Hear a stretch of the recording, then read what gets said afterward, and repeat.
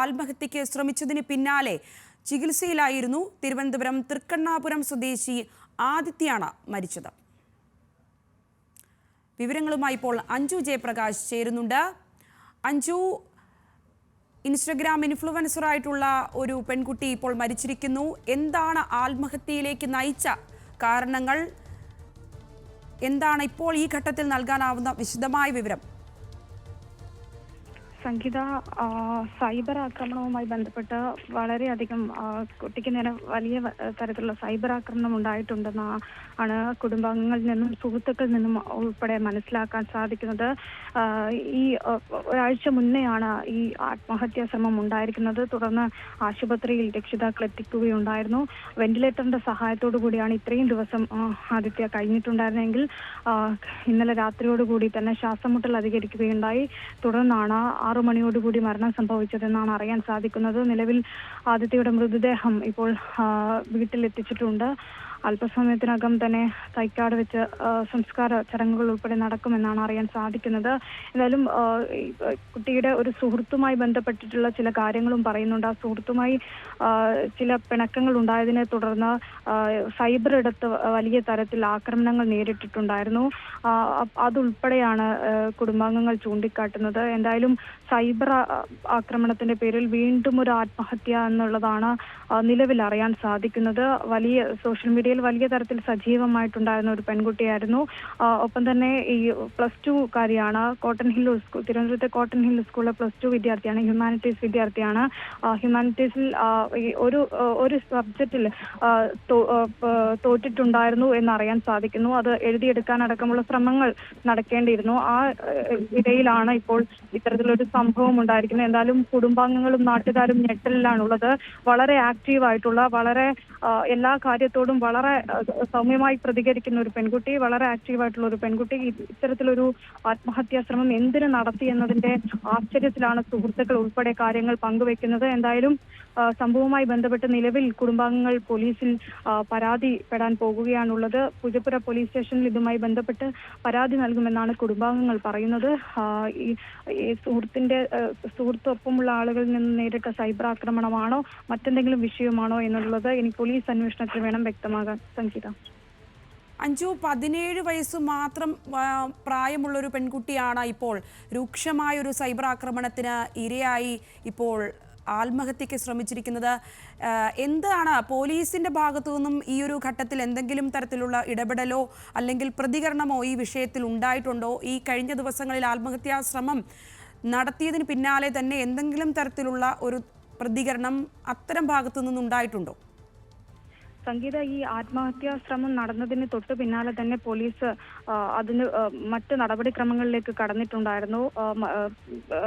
രഹസ്യമൊഴി രേഖപ്പെടുത്താൻ മജിസ്ട്രേറ്റ് മൊഴി രേഖപ്പെടുത്താൻ ഉൾപ്പെടെ ശ്രമിച്ചിട്ടുണ്ടായിരുന്നു. പക്ഷെ കുട്ടിയുടെ നില വളരെ ഗുരുതരാവസ്ഥയിലായിരുന്നു. അതിനാൽ രേഖപ്പെടുത്താൻ പറ്റാത്ത സാഹചര്യമാണെന്ന് ഡോക്ടർ വ്യക്തമാക്കുകയുമുണ്ടായി. അതിനുശേഷം പിന്നീട് കുട്ടിക്ക് ഭേദമാകുന്ന മുറയ്ക്ക് മൊഴിയെടുക്കാം എന്ന രീതിയിലായിരുന്നു ഉണ്ടായിരുന്നത്. പക്ഷെ അതിനിടയിലാണ് ഇപ്പോൾ ഇന്നലെ ശ്വാസമുട്ടൽ അധികരിച്ച് കുട്ടി മരണപ്പെടുന്ന സാഹചര്യം ഉണ്ടായത്. എന്തായാലും വലിയ തരത്തിൽ സൈബർ ആക്രമണങ്ങൾ കുട്ടി ഇൻസ്റ്റഗ്രാമിലൊക്കെ ഒരുപാട് ചിത്രങ്ങളും ഫോട്ടോസും ഒക്കെ ഇട്ടതിന്റെ അടിയിൽ വരുന്ന കമന്റുകൾ അത് വളരെ തരത്തിൽ വളരെ രൂക്ഷമായിരുന്നു ആ ആക്രമണങ്ങൾ. പക്ഷേ ഈ സൈബർ ആക്രമണങ്ങൾ നേരത്തെ, അതായത് ഈ സുഹൃത്തുമായി ബന്ധപ്പെട്ടുള്ള പ്രശ്നത്തിന് ശേഷം കുറെ നാളുകളായി നടന്നുകൊണ്ടിരിക്കുകയായിരുന്നു. പക്ഷെ പെട്ടെന്ന് എന്തുകൊണ്ടാണ് ഈ കഴിഞ്ഞ ആഴ്ച ഇത്തരത്തിലൊരു കാര്യം അല്ലെങ്കിൽ ഇത്തരത്തിലൊരു ആത്മഹത്യാ ശ്രമം നടത്തിയത് എന്നാണ് സുഹൃത്തുക്കൾക്ക് ആർക്കും മനസ്സിലാവാത്തത്. കാരണം ഈ സൈബർ ആക്രമണം നേരത്തെ ഉണ്ടായിരുന്നതാണ്. അതൊക്കെ കുട്ടി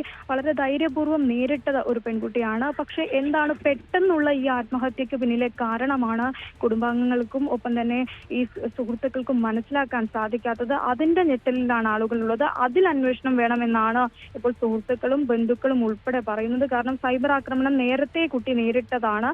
അതിനൊക്കെ വളരെ ധൈര്യപൂർവ്വം മറുപടി നൽകി പോകുന്ന ഒരു കുട്ടിയും കൂടിയാണ്. അപ്പോൾ പിന്നെ എന്താണ് കാരണം എന്നതിൽ വ്യക്തതയില്ല എന്നത് തന്നെയാണ് സുഹൃത്തുക്കളിൽ നിന്നും ബന്ധുക്കളിൽ നിന്നും ഉൾപ്പെടെ മനസ്സിലാക്കാൻ സാധിക്കുന്നത്.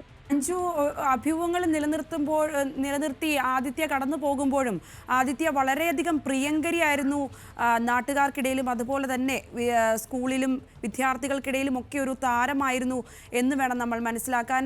ഇപ്പോൾ നമ്മൾ ദൃശ്യങ്ങളിൽ നിന്ന് മനസ്സിലാക്കുന്നത് പോലെ തന്നെ ഒരുപാടധികം ജനങ്ങൾ ആദിത്യ അവസാനമായി ഒരു നോക്ക് കാണാനായി അങ്ങോട്ടേക്ക് ഒഴുകി എത്തുന്നൊരു ദൃശ്യമുണ്ട്.